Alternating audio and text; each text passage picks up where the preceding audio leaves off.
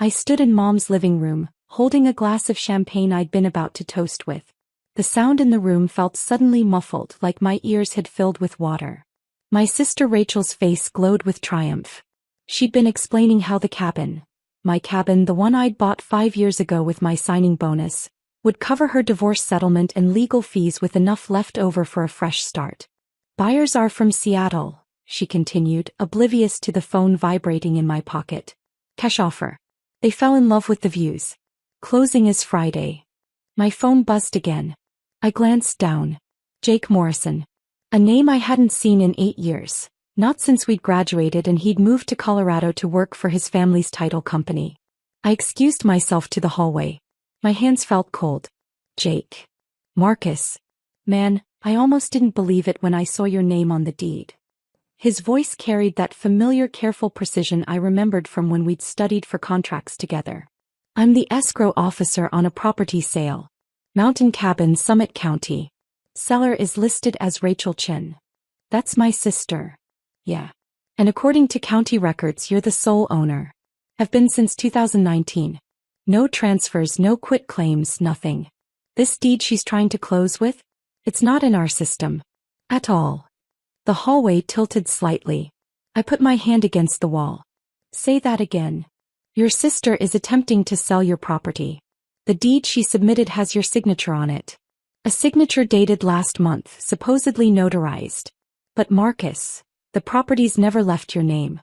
I pulled the chain of title going back 20 years. This is fraud.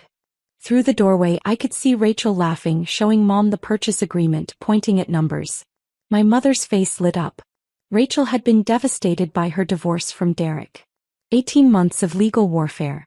Mom had been so worried about her. Don't close, I said quietly. Jake, do not close that sale. I've already frozen it. Called the buyer's agent to inform them we need additional documentation. But Marcus, I need you to know, this is sophisticated. The forged deed looks professional. He had to have paid someone. This wasn't amateur hour. I thought about the past 6 months. Rachel visiting more often. Asking about the cabin. Do you ever go up there anymore? She'd asked in March. I told her maybe twice a year that I was too busy with the new project at work. She'd nodded sympathetically. Such a shame to let it sit empty. Property like that in this market. I'd thought she was making conversation. I need copies of everything, I told Jake. The forged deed, the purchase agreement, all of it. Already scanning them. Marcus, this is a felony. Multiple felonies. Forgery, fraud, attempted theft. We're talking potential prison time. Inside the living room, Rachel was hugging Mom. Aunt Patricia brought out a cake.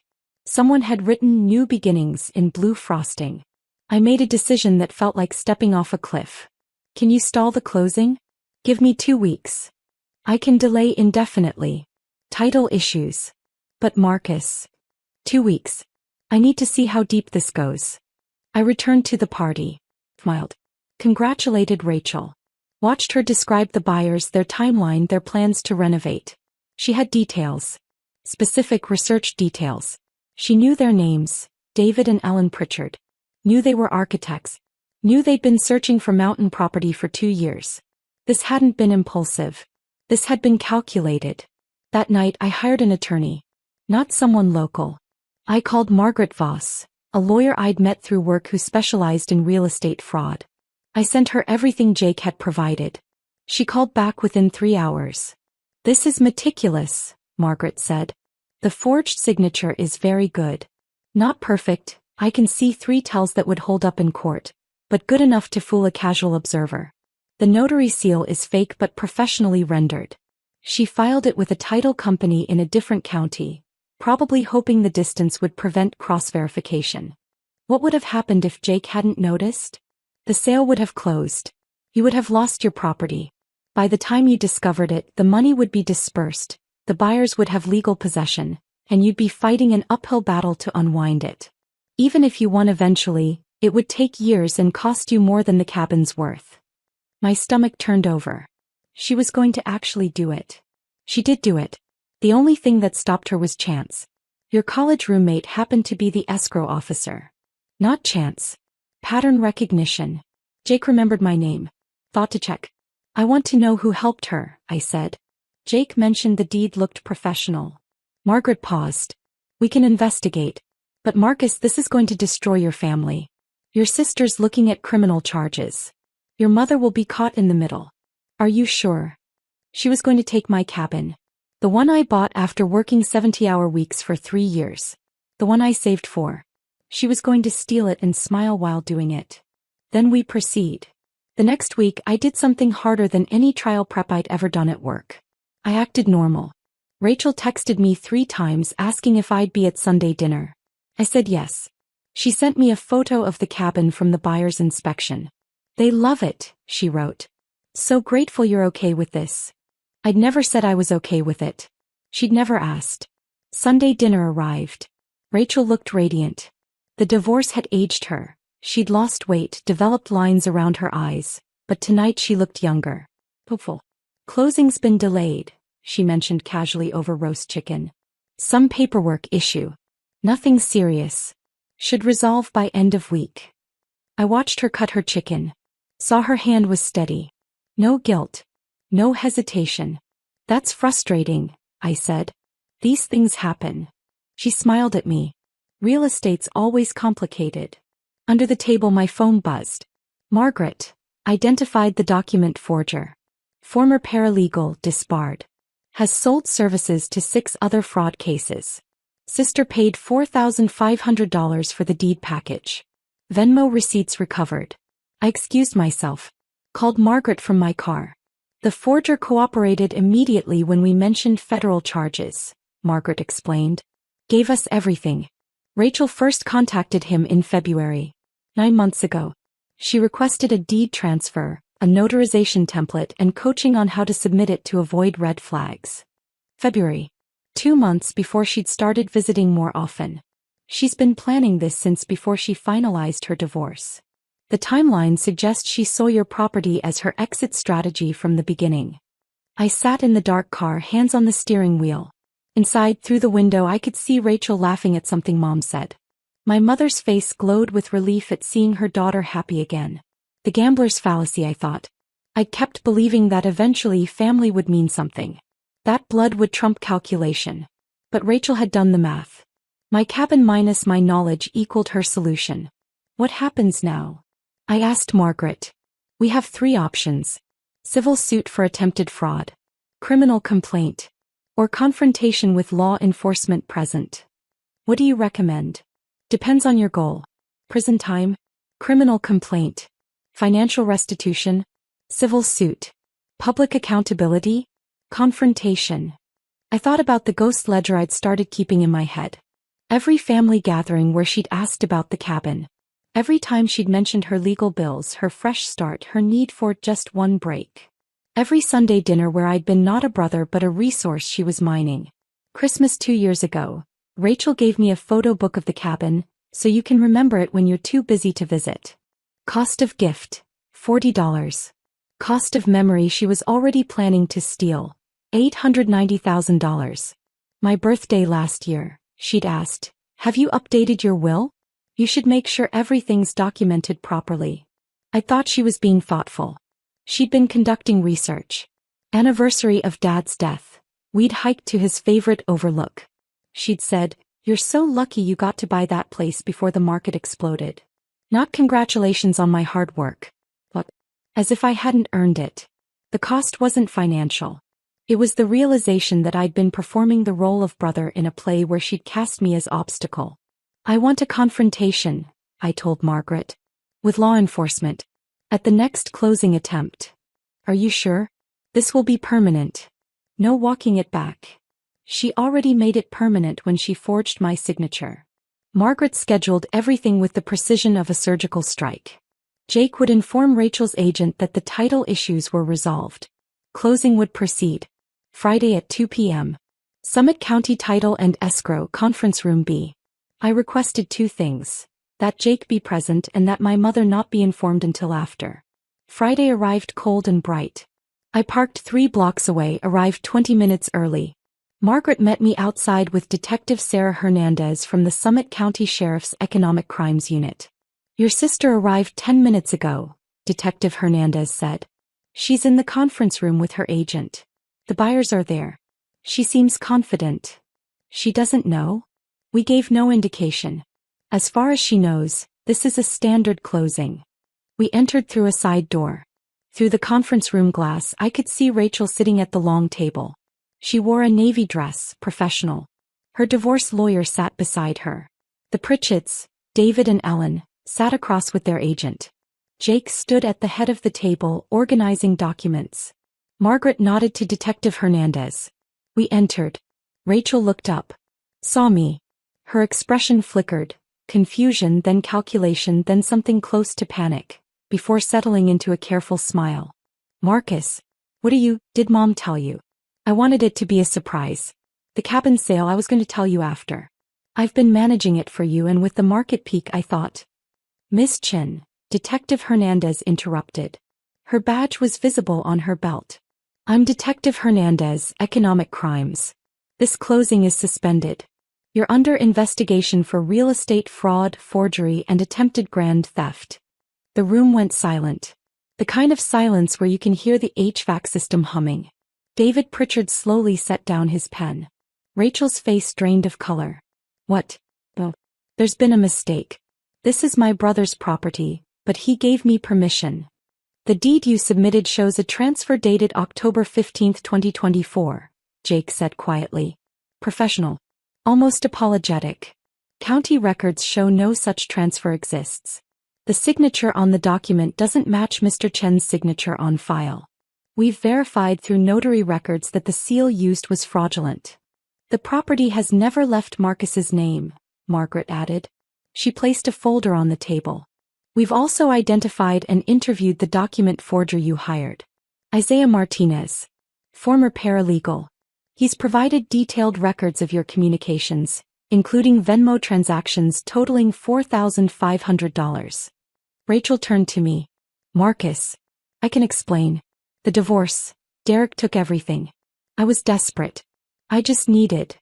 You planned this in February, I said. My voice sounded strange. Almost disinterested. 9 months ago. You researched property values, hired a forger, cultivated a relationship with me specifically to gather information. You weren't desperate. You were strategic. Her divorce lawyer stood. My client needs legal representation for this. She has you, Detective Hernandez said. Though you might want to consider if you're equipped for criminal defense. Miss Chen, you're not under arrest at this moment, but you need to understand the severity. This is a Class 3 felony. Grand theft. Forgery. Attempted fraud. We're looking at 4 to 12 years of potential prison time. Ellen Pritchard whispered something to her husband. They stood, gathered their documents, and left without a word. Their agent followed, phone already out. Rachel's hands shook. She gripped the table edge. I didn't. Marcus, please. Mom can't know about this. It would destroy her. After everything with Dad and the divorce, she's been so worried. You were going to steal $890,000 from me, I said. You were going to smile at Sunday dinners while robbing me. You used my trust as an entry point. I was going to pay you back. Eventually. When I got on my feet. With what? The money would have been dispersed through your divorce settlement. Jake said you'd allocated $340,000 to Derek, $180,000 to legal fees, and kept $370,000. There was no payback later. There was theft and then moving on with your life. Margaret laid out more documents. We also need to discuss the attempted filing of a fraudulent quitclaim deed in Boulder County last month. Same forger. Different property. A rental condo registered to Marcus Chin. That one was rejected for technical errors before it reached processing. My blood turned to ice. The condo. You own a rental property in Boulder, correct? He attempted the same scheme. It failed because she listed the wrong lot number. The forger's notes indicate she was going to try again. This wasn't about the cabin. This was a pattern. She'd been planning to strip every property I owned. Rachel's face crumpled. I had no choice. Derek's lawyer destroyed me.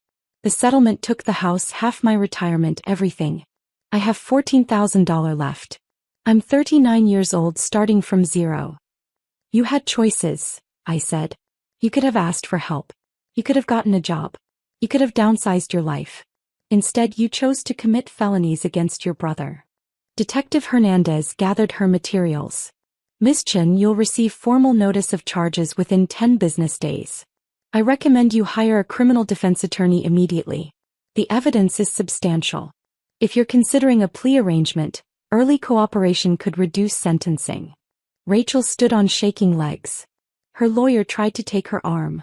She pulled away, looked at me. Mom will never forgive you for this. Mom will never forgive you for doing it, I replied. I'm just the one who stopped you.